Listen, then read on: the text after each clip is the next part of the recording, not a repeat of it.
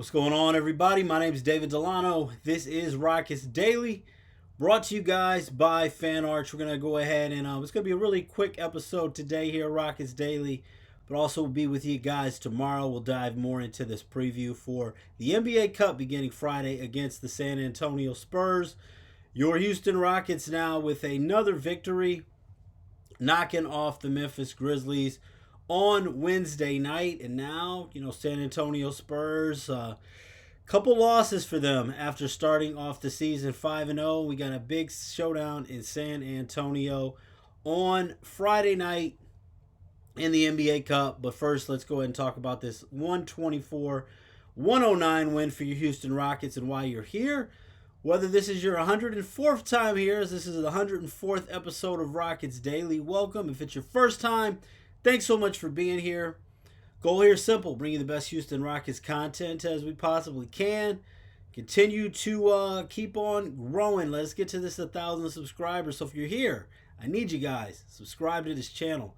Definitely appreciate it. Rockets now 5-2. Knocked down the Memphis Grizzlies down to 3-6. The Rockets did cover the 7.5 point spread, which jumped up to 8.5. Big one for the Rockets. First time playing this season without Steven Adams. And the nice thing with this win here is Kevin Durant struggled from the floor, going 5-4-18. Only finished with 11 points in 34 minutes. So two things I really like.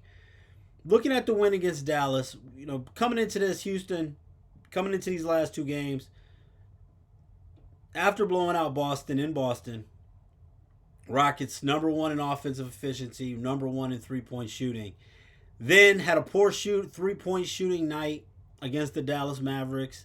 It wasn't the prettiest thing, but found a way to get the win. Kevin Durant has been playing at an extremely just unbelievable level. Kevin Durant struggled and was able to get a clearly decisive, pretty much wall-to-wall 15-point win over the Memphis Grizzlies, so that was nice. We saw Josh Okogie, who had struggled with shooting in the Dallas game. He had a strong bounce-back game with his season high with 5 for 9, 3 for 5 from three-point range with 13 points. Big night for Amen Thompson, who finished with 28 points, 10 rebounds, and 7 assists. Şengün, another very strong performance for him with 10 points, 16 rebounds, and 7 assists. Tari Eason, 16 points off of the bench. Reed Shepherd, 12 points off of the bench. On the other side for the Memphis Grizzlies, and one thing to talk about, I posed the question yesterday, and thanks for all of you guys who chipped in, had a comment as far as wanting Ja Morant here.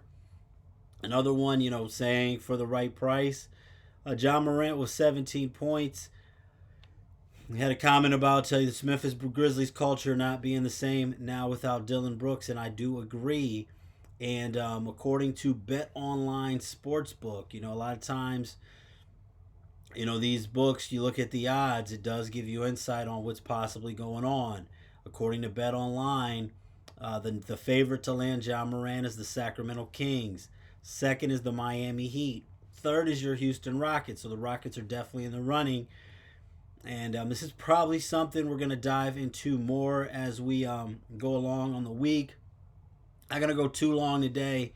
Been a crazy day here. But look, man, we got tomorrow. We got all season. And I promise we'll get more into this Ja Morant stuff and see if things heat up. But what would you give up for Ja Morant? But thinking, Jabari Smith Jr., put a couple first-round picks, couple second-round picks. You throw Reed Shepherd in there. I'm assuming for salary purposes, even though it can't happen now, to come up with an agreement and maybe also include Fred VanVleet in that deal. Would you throw? What do you think of Jabari and Fred in some picks? Is that enough?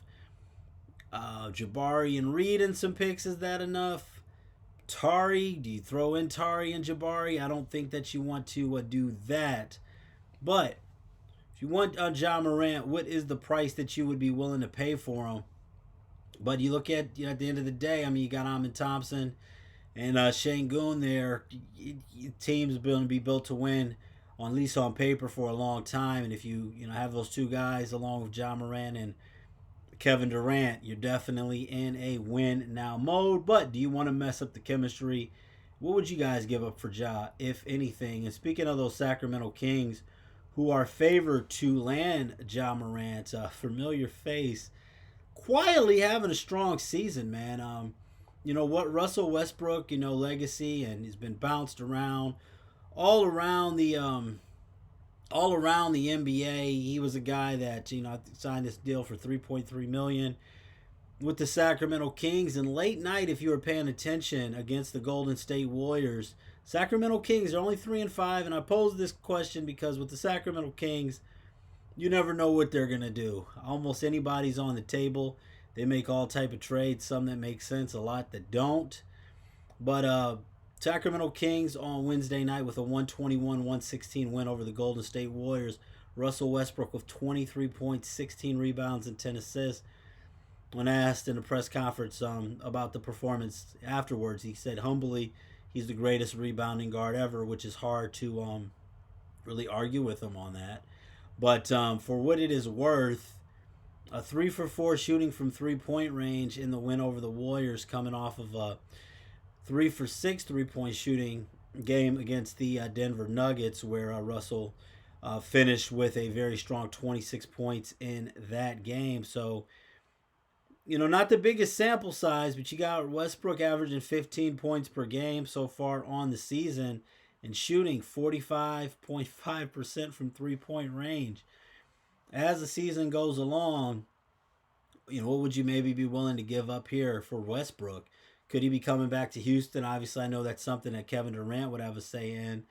I've noticed the Rockets, even though he played only about a minute yesterday, Deshaun Tate getting thrown into some games, getting some minutes, and wondering, is this, obviously he's been the longest tenured Rocket.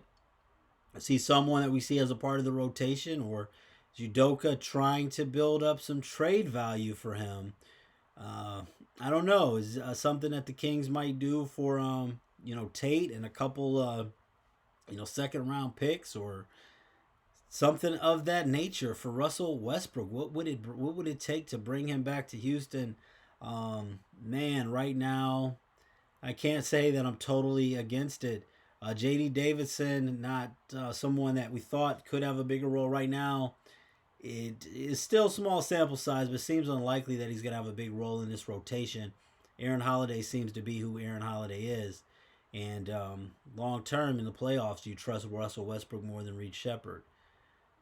Maybe a little bit right now, if they can make the chemistry work. I think Udoka's the right coach to figure it out. How do you feel about Russell Westbrook coming to Houston? How do you feel about Ja Morant coming to Houston? Let me know in the comments. I will see you guys tomorrow. Go ahead and subscribe. We'll break down this matchup with the Spurs. I'm David Delano. Follow me on X at Get Sports Strong. God bless and have a great day.